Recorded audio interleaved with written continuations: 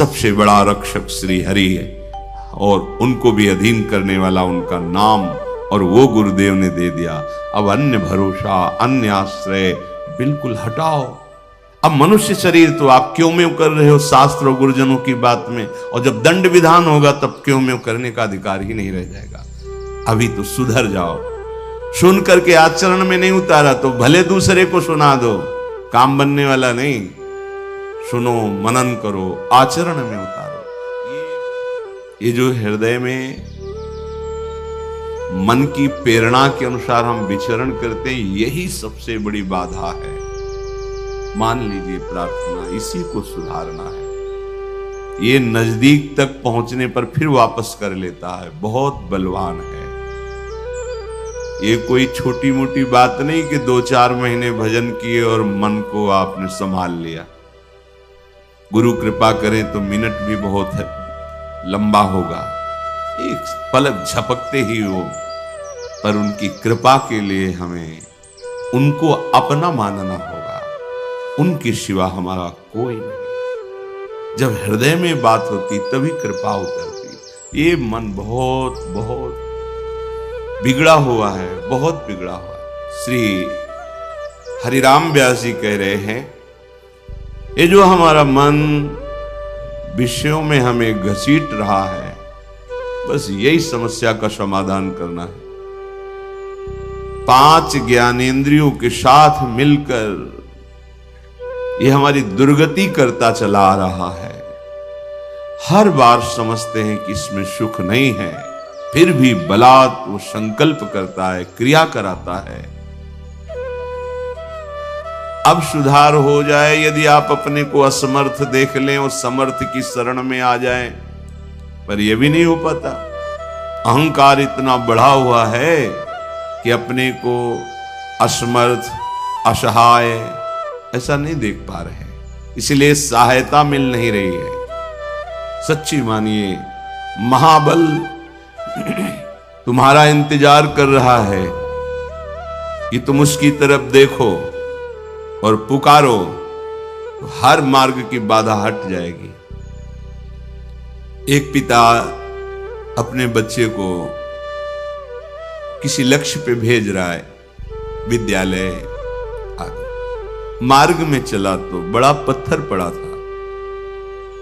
उसने उठाने की कोशिश की, नहीं उठी। फिर पूरी ताकत लगाई, नहीं उठा पाया, तो हार कर खड़ा हो गया।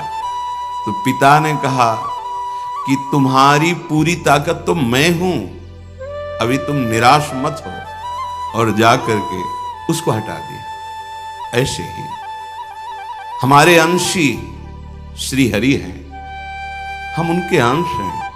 हमें जितनी सामर्थ्य है, हम प्रतिकूलस्य वर्जनम सिद्धांत को अपने हृदय में उतारें।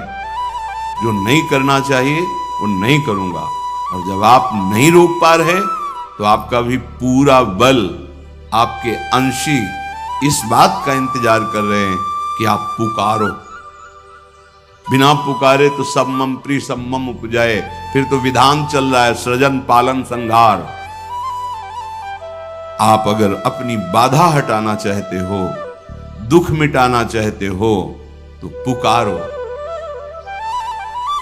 जहां आपकी पुकार हुई कि महाबल आप में प्रकट हो जाएगा और हर बाधा हटानी नहीं पड़ेगी, अपने आप हट जाएगी। जिते विनायक शुभ अशुभ विघ्न करे नहीं कोई, विघ्न करे नहीं कोई, डरे कलिकाल कष्ट भय, हरे सकल संताप, हरसी हरिनाम जपत जय। ये नाम जप करना मानो हम हर क्षण अपने प्रभु को पुकार रहे हैं। और सबसे बड़ी दुर्भाग्य की बात यह है कि हम अपने को असमर्थ नहीं देख पा रहे हैं, हम अपने को असहाय नहीं मान रहे हैं, हम अपने को ये नहीं देख पा रहे कि मेरी सामर्थ्य इसको दूर करने की नहीं है, तो मैं सामर्थ्यवान को पुकारूं। हा गुरुदेव, हा हरि, हा प्रिया। हरिराम व्यास जी कह रहे हैं, संसार का कोई मित्र तुम्हें इन बाधाओं से नहीं बचा सकता, क्योंकि अंतर की बाधाएं अंतर्बल से दूर होती, बाहरी बल यहां काम नहीं करेगा। कोई बहुत बलवान आपके साथ हो तो क्या आपको काम से बचा लेंगे? राग द्वेष के चिंतन से रोक देंगे? क्या आपकी मनोवृत्ति को दुर्वासना से हटा देंगे? कोई बाहरी बल यहां काम नहीं करता। यहां काम करता है गुरु वचन, शास्त्र वचन, गुरु कृपा, शास्त्र कृपा। कोई भी मित्र संग का इसमें साथ नहीं देता। कोई भी स्वजन संबंधी कोई भी हो, वो साथ नहीं देते। आंतरिक सुधार के लिए, आंतरिक पतन के लिए सब सहयोग भले कर सकते हैं, पर सुधार के लिए तो एकमात्र गुरु वाक्य है। मोक्ष मूलम गुरु कृपा, गुरु कृपा ही केवलम। उनके वचन ही आंतरिक सुधार करते हैं। जासु वचन रविकर निकर, जिनके वचन श्रवणेंद्रिय से जाकर हृदय में सूर्य की तरह प्रकाशित हो जाते हैं और हमारी गलतियां मिटने लगती हैं, दुर्वासनाएं नष्ट होने लगती हैं। भाई बंधु परिवार बाहरी सहयोग, लेकिन हृदय की अशांति, दुख, जन्म मरण, क्लेश, ये हरि का बल ही मिटा सकता है, दूसरा नहीं। ये मन वासना में निरंतर भटकता रहता है तो शांति कैसे मिले? जब अशांत मन है तो सुख कहां है? अशांतस्य कुतः सुखम। भगवत आश्रय लिए बिना हम जिन जिन को अपना सुख मानते हैं, जिन जिन को अपना सहयोगी मानते हैं, बहुत बढ़िया अवसर है, विचार करो, तुम्हारा कोई साथी नहीं। सच्ची सच्ची कौन साथी है? ये शरीर भी साथ नहीं दे रहा। जब मन साथ नहीं दे रहा, तन साथ नहीं दे रहा, तो ये धन तो बहुत दूरी की वस्तु है, स्वजन भी बहुत दूर की वस्तु। कौन साथी?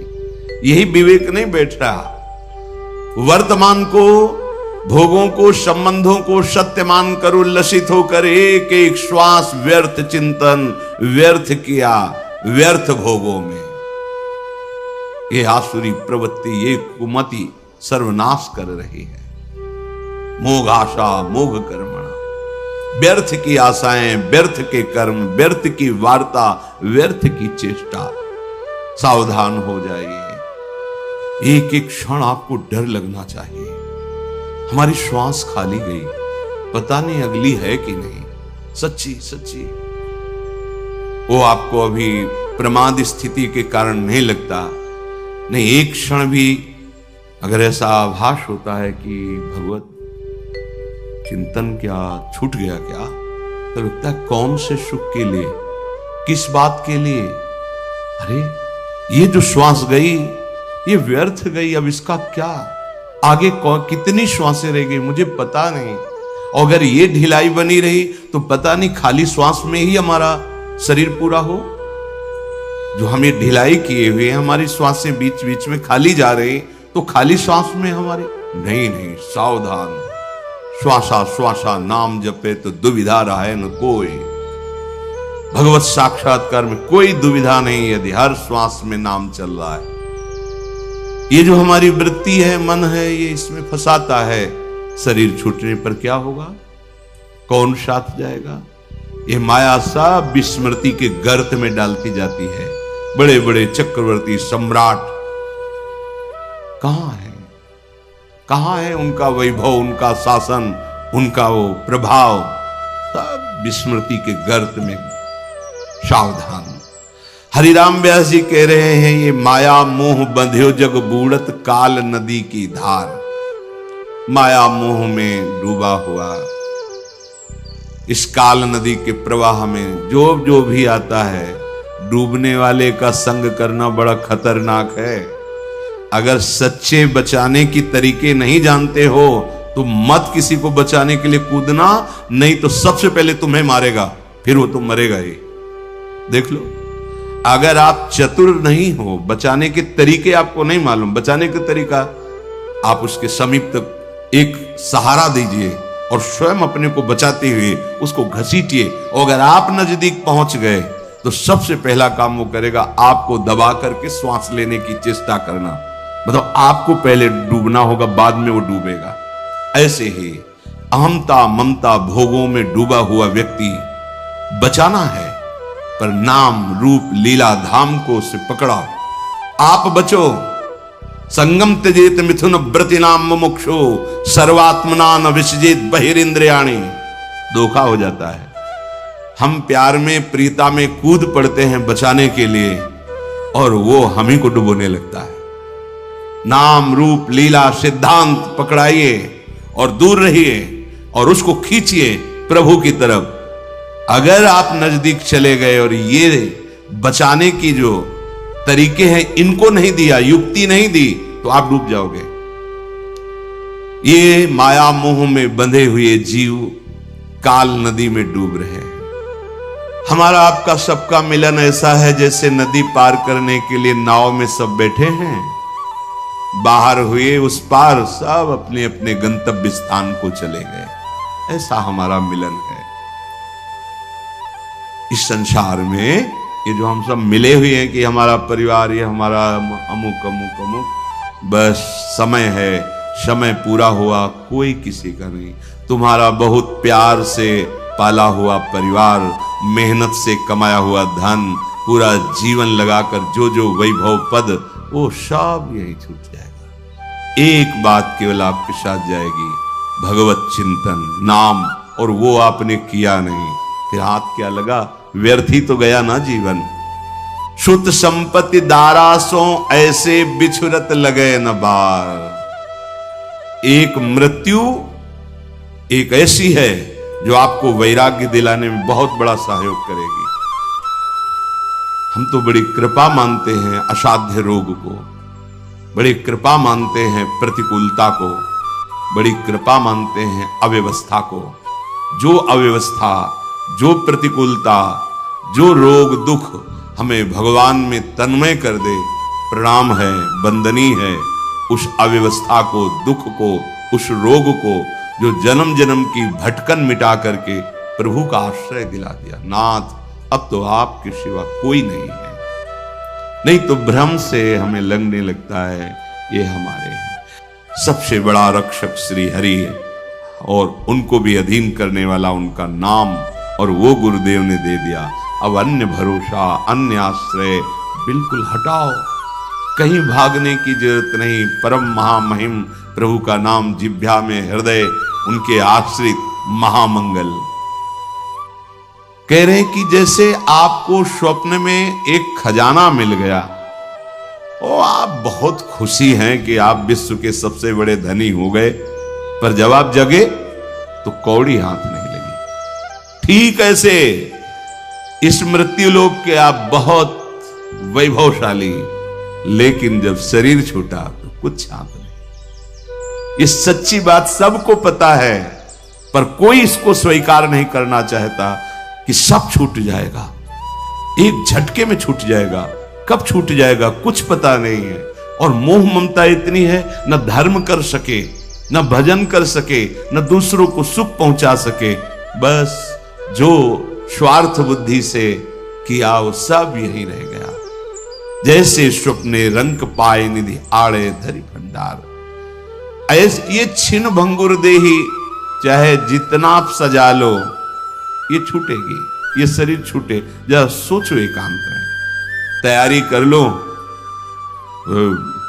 अब तो खूब शाम के 1 घंटा नाम कीर्तन करते हैं, कथा भगवान की चर्चा करते हैं, पूरे परिवार को मोहल्ले जो बैठ जाते हैं, खूब कीर्तन। हाँ, यही मंगल है, जीवन का मंगल यही। अगर तुम्हारा कोई मित्र है, तुम्हारे कोई स्वजन है, तो हमारे प्रेम का आदर करो और बैठो, आधा घंटे राधा नाम कीर्तन करो। घर में सारे अमंगलों का नाश हो जाएगा। भागे घूम रहे, दुख मिटाओ, सुख बढ़ाओ, बस यही वृत्ति। और जिससे दुख मिटता है उस साधन का परिचय नहीं है। नाम संकीर्तनम यस्य सर्व पाप प्रणाशनम। पाप ही दुख का मूल है, वही दुख देता है, और उसका नाश होता है नाम कीर्तन से। मंजीरा उठाओ, ताली बजाओ, घर के बच्चे पर 4 लोग हो, कोई बात नहीं और जोड़ने की, 4 दरवाजा बंद, जोर जोर से राधा राधा राधा राधा, मंगल होना प्रारंभ हो जाएगा। बार बार इसलिए कहते हैं कि दिमाग में बैठा लो। पूज्य राधा बाबा कहते हैं केवल आस्तिकता अगर है कि भगवान है तो तुम्हारा मंगल शुरू हो गया। और कहीं जिभ्या से नाम शुरू कर दिया, अब तो 10 दिशाएं मंगलमयी हो जाएंगी। धैर्य रखिए। ये छिन्न भिंगुर देही है, इसके लिए क्या अहंकार करके पापाचरण करते हो। सबसे बार बार प्रार्थना करते हैं, हाथ जोड़ के कहते हैं, भैया परीक्षित जी ने ये स्थान उसको दिए हैं कलयुग को, और कलयुग जहां होता है वो अधर्माचरण ही कराने की पूरी चेष्टा करता है। अधर्माचरण ही हमारी दुर्गति का कारण होते हैं। शराब पीना, मांस खाना, व्यभिचार करना, द्यूत कीड़ा, छल कपट और चोरी, मांस खाने में हिंसा, यही स्थान है उसके। और आज अब बढ़ोतरी इन्हीं स्थानों की ओर, इन्हीं स्थानों का स्वागत किया जाता है, इन्हीं स्थानों को बड़ा माना जाता है कि ये बहुत अच्छी पार्टी हुई। समझ में नहीं आ रहा तुम्हारा जीवन कहां जाना था, कहां पहुंच रहा है, कौन समझता है। सच्ची मानो, आप मौज के मार्ग में नहीं चल रहे, आप दुख के मार्ग में चल रहे हैं। आपके सुकृत जब नष्ट होंगे और दुष्कृत का परिणाम आएगा, तब सुधरने का चांस नहीं रह जाएगा। अभी समय है, आपकी बुद्धि काम कर रही, शरीर काम कर रहा है। जो अशुद्धाचरण हुए उनको भगवत भजन से भस्म कर दो, जीवन मुक्त हो जाओ, मान लो। नहीं तो बार बार भटकना। अब देखो, देवराज इंद्र पद से अजगर बने भूख से तड़प रहे हैं। जब भीम जी को बांधा और युधिष्ठिर से बात हुई तब कह रहे थे कितना भयानक पीड़ा। अब रहना है उसी उनमें रहना है, समय पूरा होगा तभी मुक्त हो गए। अब मनुष्य शरीर तो आप क्यों में कर रहे हो शास्त्र और गुरुजनों की बात में, और जब दंड विधान होगा तब क्यों में करने का अधिकार ही नहीं रह जाएगा। अभी तो सुधर जाओ। जैसे अंध आंधरे टेकत गनत न खार पनार। हरिराम व्यास जी कहते हैं, जैसे कोई अंधे को अपना मार्गदर्शक मान करके उसको पकड़ के चले, तो उसको तो पता नहीं कि नाला कहां है, नाली कहां है, दोनों जाएंगे। शास्त्र सदगुरु ये मार्गदर्शक है। ये अहेतु की कृपा से आपको डांटते हैं, अहेतु की कृपा से आपको परम दुलार करते हैं। मान जाओ। ये मन की बदमाशी को अपना सुख मत मानो, मन की बात को आप मत प्रकाशित करो। ये जो अंदर अंदर आपके अंदर मन की वासनाएं बढ़ती चली जा रही, यथा लाभ संतोष।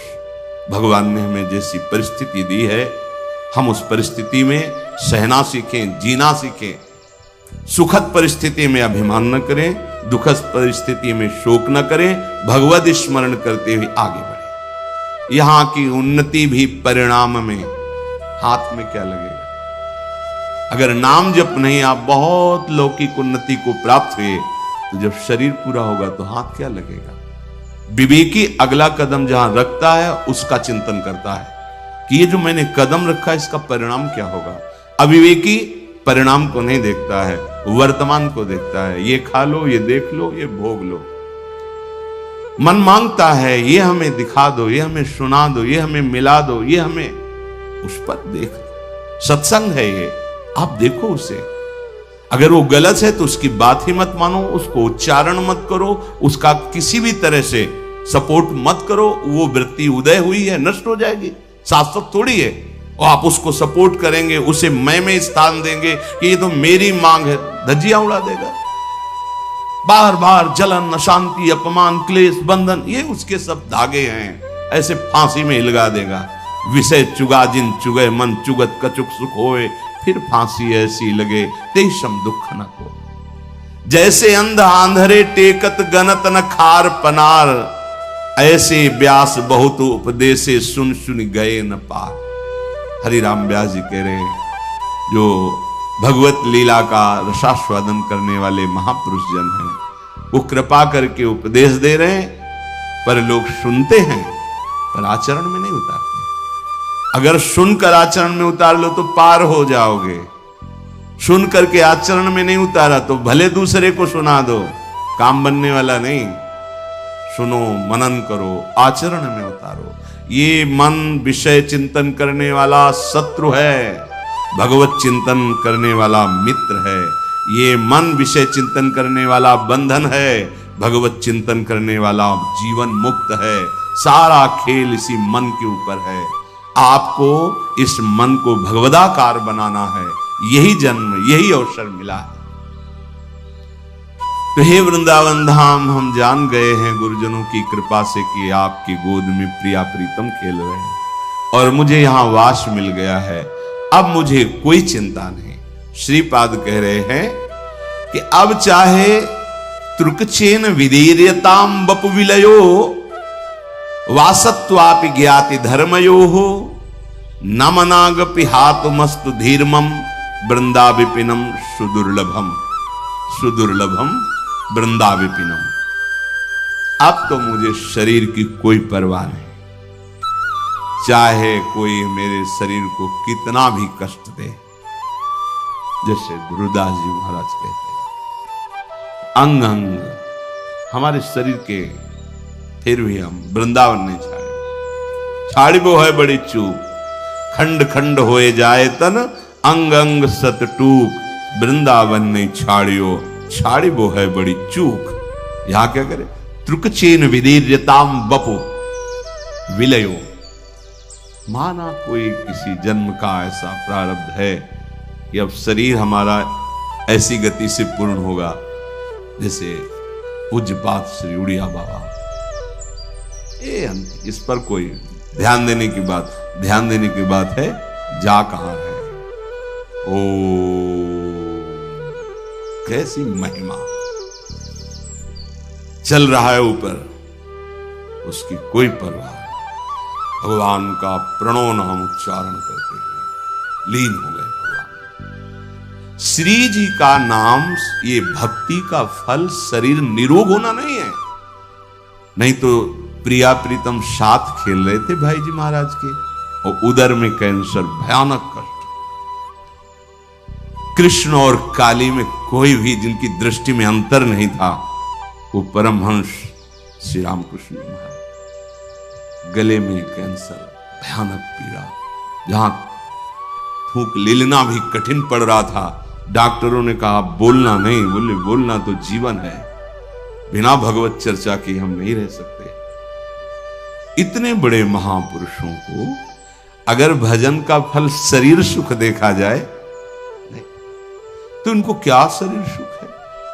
अरे भजन का फल होता है अपने स्वरूप में स्थित हो जाना, प्रभु में स्थित हो जाना। ये अज्ञानी जीव क्या जाने। जैसे हम कहते हैं आप राधा राधा जपो, सब दुख मिट जाएंगे, तो ये कोई आपको केवल प्रोत्साहन नहीं दे रहे, ऐसा है। क्या दुख मिट जाएंगे? आपके पूर्व संचित जो आपको बार बार जन्म लेने के लिए विवश करते हैं, वो नष्ट हो जाएंगे। आपके द्वारा जो आगे गलती होती है वो नहीं लिखी जाएगी। हम मनमानी नहीं कह रहे, आचार्य वाणी शास्त्र के अनुसार अनुलिख्यानंतानपि तदपराधान मधुपतिर महाप्रेमाविष्टस तो परम देयम विंशति तवैकम श्री राधे गृणत ही नामामृत रसम महिमना का सीमाम स्पृशति तो उदास्यक मनसाम।